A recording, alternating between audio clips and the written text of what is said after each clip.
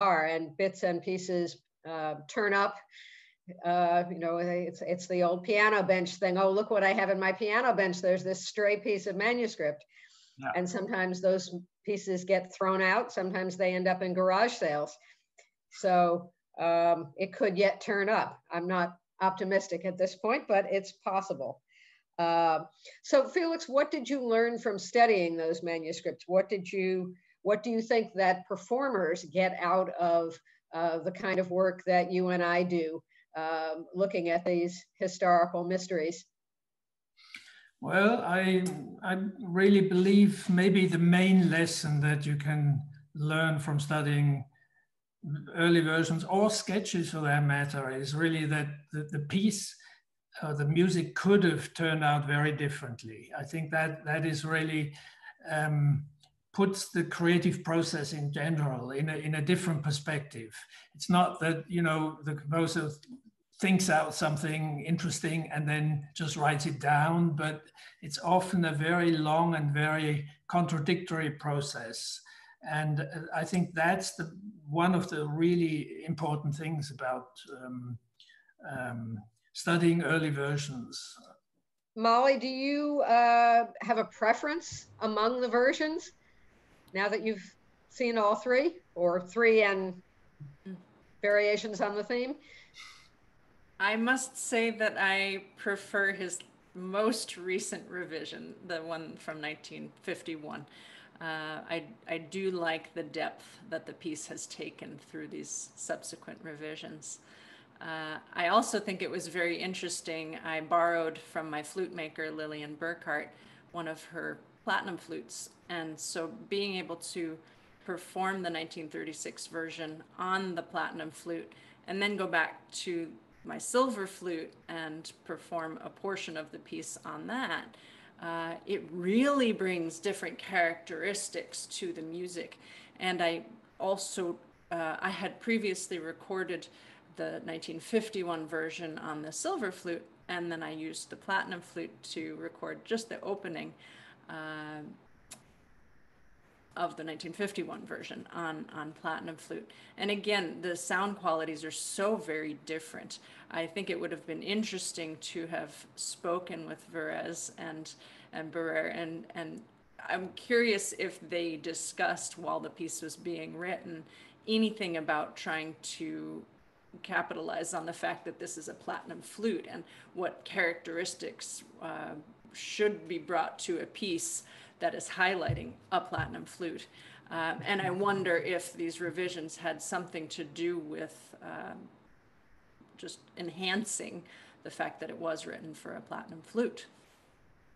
Well, there was nothing in Barrère's papers because Barrère's papers don't exist. Felix, are there any clues in any of the paper goods in the Varèse collection? Clues as to what? Any considerations about which instrument was being used and whether the platinum flute had particular characteristics? No, I didn't find any when I researched this topic. I think I got that brochure from somewhere else. Probably you gave me some kind of clue where this could be. Yes, but I fully agree with what Molly said about the versions, basically. I do think, I mean, for a long time, early versions were kind of very hot in musicology, and the more original, the better. But now we can say again something like, "Oh no, it is an improvement." I basically agree with you because the first version is it's very interesting. I must say, it's much more rigorous. It's much more almost schematic, and there are those three aspects that I believe that I wrote about. I mean, the regularity of the melodic high points, the implied harmonies. That's very rigorous in the first version, and also it's much more sequential than the later version. And so all these things give, or the fact that he didn't do that in the later version, or to a lesser extent, I think means that the late version is really more varied and more colorful. So yes, there we are. I agree with you. But it's great to have this early version and see the progress. And it's also been interesting to look at the performance history, because we know that Barrère played it up to 1939. And then we don't know of any subsequent performances. There probably were a few, possibly as an encore. I have only hearsay evidence that he played it perhaps at Curtis, perhaps on the Mexico City tour in 1936, but there's no evidence in the press or anywhere else. Yes, we do have evidence that he played it in Mexico. Oh, you have found that now. Okay, good. I don't have a program, but there's a correspondence with the director of the conservatory, who writes to Varèse and says, oh, well, I have some interesting ideas about this piece, and Barrère, when he played the piece here in Mexico, gave me a copy. So that's what I tried. I tried actually back then, I tried to see if there was this copy in Mexico, perhaps, but to be honest, the libraries there were not terribly well organized, and I didn't find out. All right, well, I had a similar kind of a clue, which was much less precise than that. And I also asked some people in Mexico City to look, and got nowhere. I do have all the programs from Mexico City, the printed programs, because they have turned up in Carlos Salcedo's papers at Curtis. So Felix, you and I can talk afterwards, and I will be happy to send you copies of what I have. There are some fabulous photos of that tour that, of course, I only found this a few years ago, but well after the Barrère biography came out and after the exhibition. So maybe it's time for another one. But still no proof, and we haven't found anybody who wrote about it, either in the press or privately. We know that Copland was in Mexico at that time, and several other, Manuel Ponce and many other prominent composers. There's a picture of all of them at the university getting their honorary professorships. Copland has on a wonderful pair of saddle shoes, and he is sitting next to Barrère in the front row. But he didn't write about it afterwards, and I've checked the oral histories too, and there's no mention of it. So I just have to think that somebody noticed and wrote it up, but that doesn't seem to be the case. So we may find out more. Does anybody have any closing words of wisdom on how performers should think about density going forward?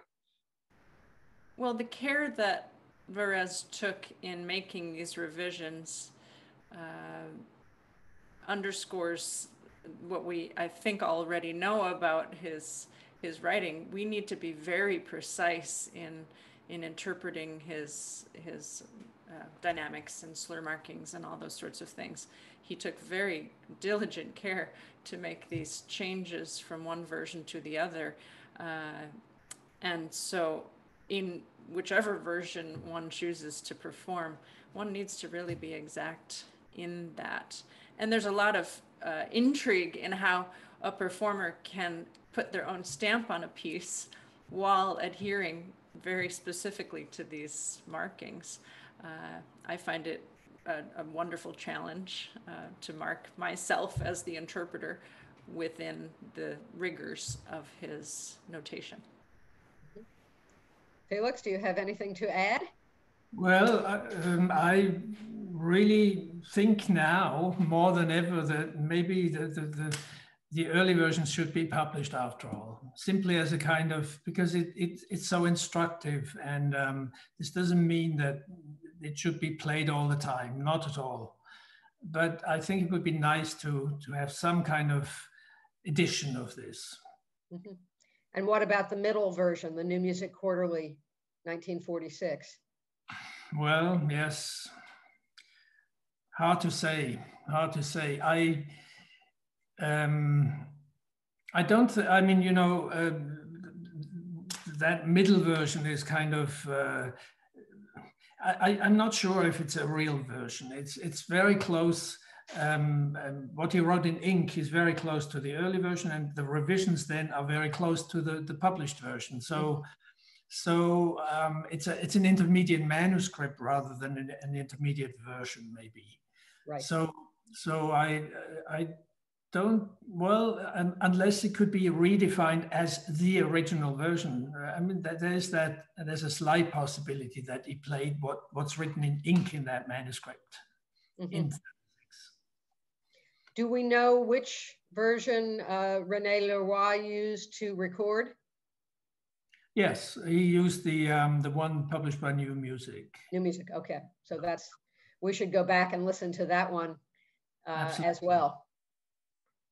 All Is right. it right, by the way, that do you know anything about this, that he played those high notes on the piccolo, the C? No. That's C-A, and that's what everybody said. It's a montage, the recording. The first recording, there are two, but he couldn't do it.